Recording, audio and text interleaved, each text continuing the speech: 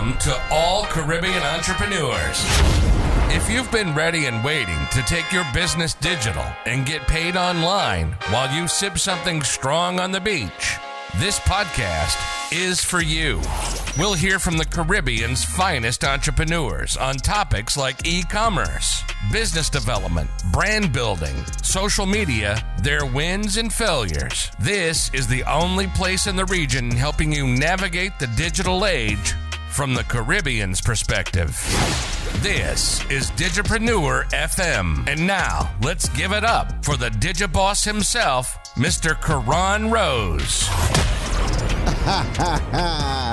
Thank you to everybody tuning in to another episode of the Digipreneur FM podcast. DJ, you gotta fade us all the way out. Because we gotta talk to the people. It is January 31st.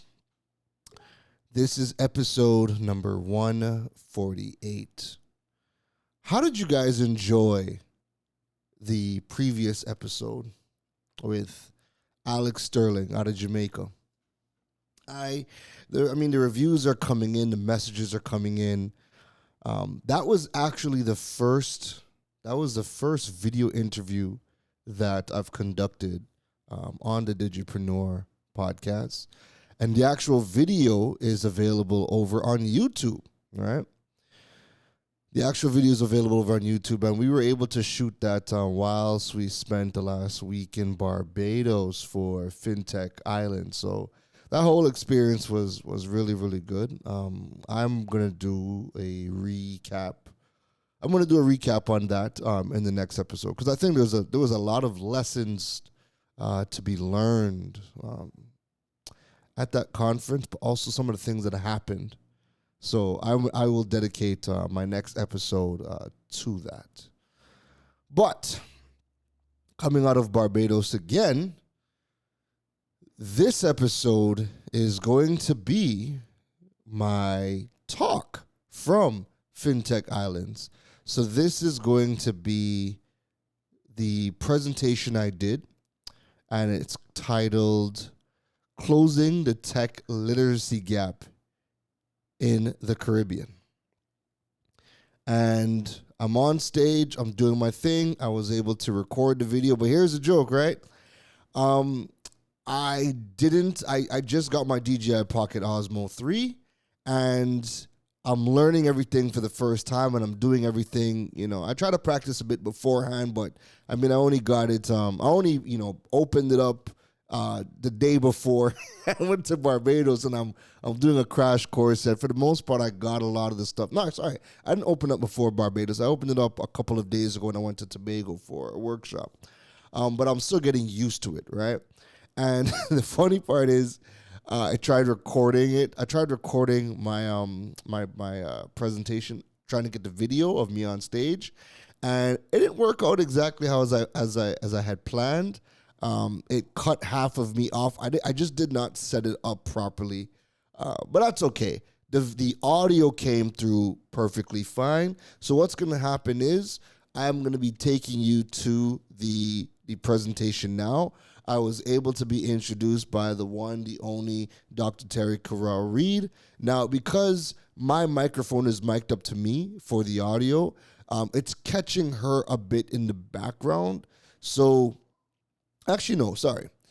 With her, how we did this, right, is somebody filmed her on video on their phone, and I was just able to rip the audio and put that in the beginning, just so you can hear the introduction and not miss out anything, because my mic was actually mic'd up to me, and I couldn't pick her up good because I was off to the side, backstage getting ready to come on, right? But that's all good. I'm mic'd up. The presentation sounds fire, and I really wanted you guys to hear the presentation. Closing the Tech Literacy Gap in the Caribbean. Without further ado, let's bring you over to my talk at Fintech Islands 2024. Hi everyone. Good afternoon. Thank you so very much for your patience. I do believe we are running behind time, but I thank you so very much and we crave your indulgence. I am not the host for this session. When I realized that we have a presenter who is about to present, I just thought it was due for him to be introduced properly. So I'm just going to wait. So Carol Rose, for anyone who's in the Caribbean, if you ever look at hashtag Digipreneur, Digiboss, he has used every single platform, he has used his voice, he has used his skills to teach people in the Caribbean how to build digital assets. What does your brand look like online? How can you access money through e-commerce? And he has used even newspapers. He's a columnist, not just in Trinidad, but also in Jamaica. He has his radio program, he has his blog, his newsletter. So he really is using all facets of him to always show us that we are more. Doesn't matter if you're a 9 to 5, doesn't matter if you're an entrepreneur. Can people find you digitally? Can people start doing business with you digitally? Can you understand what is taking place? It has been his mission to really help people in the Caribbean to understand the importance of digital literacy. Therefore, good afternoon. Let us put our hands together. Let us welcome the one and only Digiboss, Cameron Rose, speaking about digital literacy and closing the gap.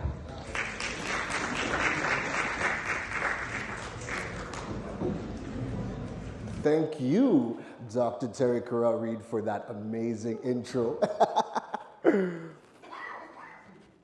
One of the biggest challenges that we are facing around the region is digital literacy. And my entire session and my platforms over the years have been about teaching people how to leverage and use all of these amazing tools that we keep hearing about. How do we actually use them? All right? I want to start today's session off with a quick word. And this has been a saying from an author that I love, Daniel Priestley. And that saying is, your best thinking for the last 5 years is your baggage today. Now, when you think about that in the context of the Caribbean, how many times have we heard that's just not the way we do things? Or I've been in this role for 30 years, so I know what's best. And then sometimes you cringe because you're like, I know you've been here for 30 years because you're still doing it the same way you've been doing it for 30 years. All right? Now, just by a show of hands, who here had one of these bad boys back in the day? Your three-wheeler, you jump on, you're going down the street. Do you remember the very first time you got your first bike? Somebody had to teach you how to ride? You didn't just jump on and, I mean, you probably might have done it and crashed and burned a few times and learned on your own. But usually someone's showing you how to ride that bike, right? Does anybody, I know we have a lot of rich people in Fintech Islands. Does anybody know what this is? Besides it being a car. It is actually the Rolls-Royce La Rose Noir drop tail. Now, I say that because, I point because you know it, but I say that because this car is actually about $30 million, one of the most expensive vehicles they have put out, right? And I know a few of you guys can afford it, no problem. But when you got that first luxury vehicle, doesn't have to be a Rolls Royce, when you got that new hybrid vehicle, that new electric vehicle with all the bells and whistles, did you just know how to open the door? Or did somebody have to show you how to open it? Did somebody have to show you what all the fancy buttons on the dash were? I'm gonna do you one better. Who here knows what this is? This is the Lockheed Martin F-35 Lightning II.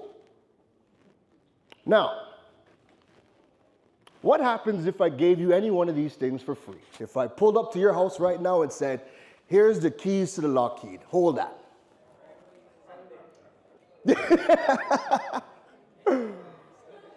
If you were given that Rolls Royce for free, and this is your first high-end luxury vehicle, right? Would you know what to do with it? Would you know how to fly that Lockheed? Or do you need to be locked into a training program for, I don't know how many years they're training you for. I think it's like a 4-year period in the Army to learn how to do one of these things, right? This is what's happening in the Caribbean. We are giving people the keys to these amazing tools and saying, here you go, be free, go utilize it. And people are like, what the F? What am I doing? How do I use this? And because we are doing that, and there's no training to teach people how to utilize these tools, we wonder why the adoption rate for tech is very low across the Caribbean. Because we are giving people F-35s and expecting them just to know what to do with it because you've seen it on TV. I'm sure we have some doctors in the room or anybody in their space. You know how people research on Google and then try to tell you how to do your job? We think that just because they can Google it, they know what to do with it. But it gets worse in the Caribbean because when you think about the rest of the world, we have sensitized people to technology over the years in a variety of ways that we have not done in the Caribbean. So number one, public trainings. I remember back in high school, back in Toronto, when online banking first came out, you'd walk into the branch and they asked you, hey, what are you here to do today? Pay a bill. Great. Have you heard of our new online banking platform? No? Well, guess what? We have a workshop starting in 5 minutes showing you how to do online banking. And then that happened for the first couple of months, and afterwards they'd set up kiosks.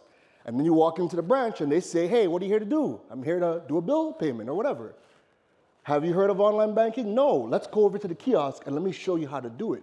And the point was to teach you how to do it for yourself so that you did not have to come in and clog up the queues and leave room for the other people. Are we doing that in the Caribbean? Are you going into your local bank and seeing a kiosk there and someone teaching you how to utilize these things? But we know the bank lines in the Caribbean are long. They're too long. Worse yet, at the end of the month, because the Caribbean is mainly monthly salaries, at the end of the month, the lines wrap around the building. Because people don't know how to use simple things, and I say simple, but to a lot of other people, I'm telling them to fly an F-35. So we're not doing the public trainings. 2, creating of content. So over the years, when you don't know something, what do we do? And I know collectively we're all going to say it. On 1, 2, 3, what do? Google it. We Google it. Right? We Google it. Or we jump on YouTube and you know what? I've learned how to make a nice mean lasagna off of YouTube. We go to YouTube, we learn. We go on Google to get information. The problem with the Caribbean is that we do not produce any content. So therefore, when we are Googling things, we are getting information from other markets. And over about 70 to 75% of that information is irrelevant to us. Matter of fact, if you were to implement a lot of the things you see online happening in other markets, you would either lose money or lose time because at some point you'll realize it doesn't work for you. Something as simple as building a website. If you Google what is the best website for a product, you'll see Shopify. If you Google what is the best website, what's the easiest website to build something on, you might see Wix. The problem is that some of these platforms cost so much for us to use in the region that if you did not know that, you'd start the process, pay a developer, and then realize, wait a minute, it's too much money that I'd have to shell out to get paid, or maybe I'm building on a website platform where I actually cannot get paid from in the Caribbean, and it's too late. But guess what? Your favorite YouTuber said this was the best platform. But they didn't tell you it was the best platform for their market. All right? And last, staff trainings. We have a running joke across every Caribbean island. If you go to 3 different representatives, you will get 3 different answers. And it's not until you start working in these organizations and you realize, wait a minute, there's not actually a training session. What we collectively do is, it's broken telephone. Somebody who was in the previous role passes down their information, and they pass down their information, And then somebody new comes in and they say, well, how do you do this? Well, I don't know what the company does, but this is how I do it. And it's more wrong than, so we don't train staff properly. The KPIs aren't there. The training needs it needs revamping. But this is how the rest of the world has been sensitizing the region to technology. So what happens if we in the Caribbean do not close this gap? We're at Fintech Islands. I think we've all been amazed at some of the things that we have seen. But the reality is, 95% of everything we've talked about today is that F5, that F-35 given to regular people. They don't know what on earth to do with it, even if they got it for free. So what's going to happen? Economic stagnation. Our businesses are going to lag behind simply because they are not upskilling or reskilling or bringing in the right people to help them optimize their procedures or their technology. And if the businesses cannot generate more money just because they don't have the capacity to do it, if that's the bulk of our businesses, then our country is not going to generate the type of money that we could. And we are not generating our real money from our businesses just because they're not built for it. Something as simple as most businesses across the Caribbean don't have a website. Now, why is that significant? There's no social media platform in the region that has the e-commerce or monetization features like the other markets. So when you're in the States, when you're in Canada, or in the UK, you could have a Facebook shop and sell on the platform. You could have an Instagram shop and sell on the platform and settle on the platform. None of that's available in the Caribbean.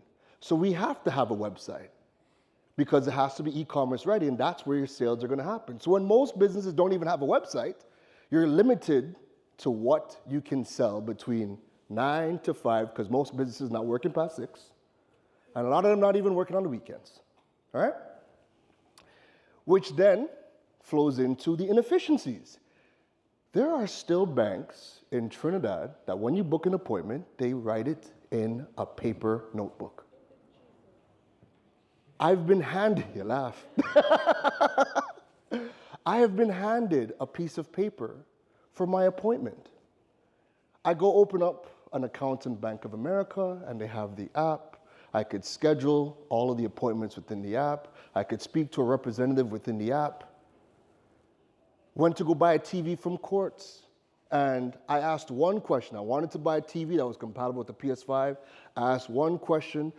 The representative had no idea what I was talking about, and there was no intranet with any kind of information for her to go and look up what my question was. And my question simply was, does this TV have HDMI 2.0 to work with PS5?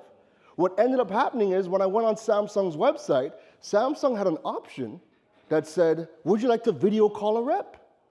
I pressed the button, and I'm on a video call with the rep. He's in New Jersey, and I'm walking around the entire store showing him TVs, and he's telling me yes, yes, yes, no. And I got way better service from abroad on my phone than in the store.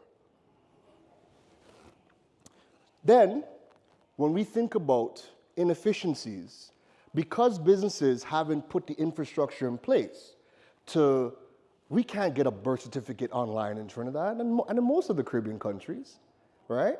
That means the government offices typically work from 9, they might work till 5, but the cashier closes at 3, right? Or 2 o'clock. So guess what?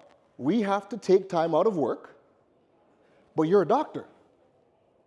So if you have your jobs and you have to leave your jobs to conduct business, to conduct your own personal business, that's obviously going to make the entire system inefficient. All right? Think about traffic. We talk about traffic all the time in the Caribbean. But if all of our buildings, if all of our services are in one city, our capital city, and everybody has to go there because we can't conduct any business online, more inefficiencies, all right? That leads us to loss of opportunity. So think about the population not tapping into any of the digital tools that we have available to us. Think education. We're still thinking that education has to be done in a physical building at a university. We're not tapping into online education. We're also not thinking about the new ways of work from home, remote work, freelancing, tapping into our diaspora and having these guys work remotely so that we can tap into that resource and bring it back to the country. And also thinking about how we living in the Caribbean can go work for companies abroad so that we can bring in that foreign exchange. That's not the normal thought process for the average person. And it's because who is talking about it? Who is teaching people how to do that? Who is teaching the businesses about the infrastructure to put in place? And last but not least, limited sales. Every business needs to make their money. But if your business is not digitally savvy and you don't have the infrastructure, and even if you get the infrastructure for free, no problem. If you don't know how it's supposed to work and how to drive people back to your platform for sales to happen, you're not going to make money. And then we will always say in the Caribbean that it doesn't work. Oh, I had a website once upon a time, it never worked. What do you mean? All right, but that's where the average business owner thought process goes. So what do we need to do immediately? Every single company in the Caribbean must think of themselves as an educational institution, and they need to teach. You go into the banks in America, you go into the Apple store, and I like to reference Apple a lot. You go into Apple, there's Today at Apple, there's workshops, there are things you can learn, there are courses. Every institution that has a service needs to start thinking about teaching the public. Secondly, the tech companies that are actually creating tools for the public to use. You need to start doing things like workshops. You need to start creating content. You need to start showing us the strategies. Because if you give us the tool, if you can build somebody a website for free and it could be e-commerce ready. But if I don't understand how this is supposed to work for the business, again, what are we going to do with it? You guys are creating the tools, you know how it's supposed to work, you know the different situations, create that content, put it out there. That way when we Google, we should be seeing Caribbean-based information. But the only way we're going to see that is if Caribbean companies are the ones creating that content and putting the information out there. And last but not least, better staff training, because the majority of companies treat training as a box to check. We do a one-day session with a trainer. If you're lucky, you might get a week training. But then, where's the accountability? Doesn't really happen. There's no follow-ups, there's no coaching. And that training that you did is lost because it was never being implemented to begin with. We should not be going into any business and speak to 3 people and get 3 different answers. So these are some tangible things that every single entity in the region can do. And if you do that, that is going to help us close the digital tech literacy gap. Thank you for coming to my TED Talk.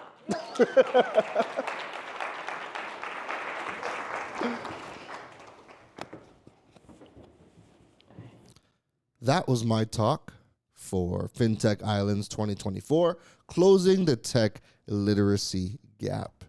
Now, if you guys enjoyed this episode and you enjoyed the talk, please rate the podcast on the platforms that you use, whether it be Apple Podcasts, Spotify, Google Podcasts, you name it. We're also over on YouTube Podcasts.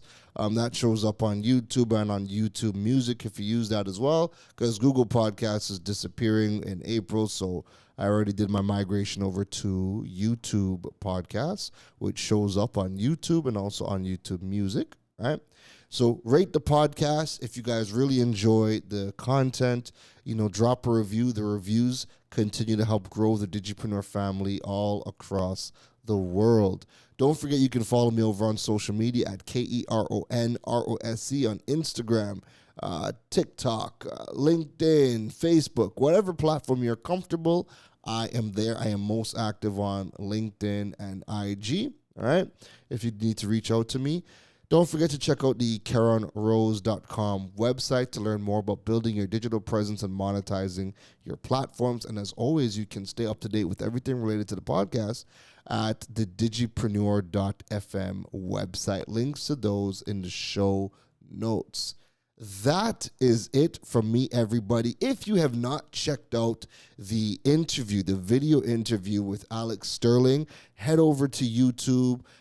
Go to my channel, Karen Rose, and go check out the interview with Alex Sterling. I think it was a really, really good one. And whilst the audio podcast is available right here on the Digipreneur FM podcast, I mean, the video was really nice too, right? And that was, like I said, that was my first time recording a video interview for the podcast. So go check it out.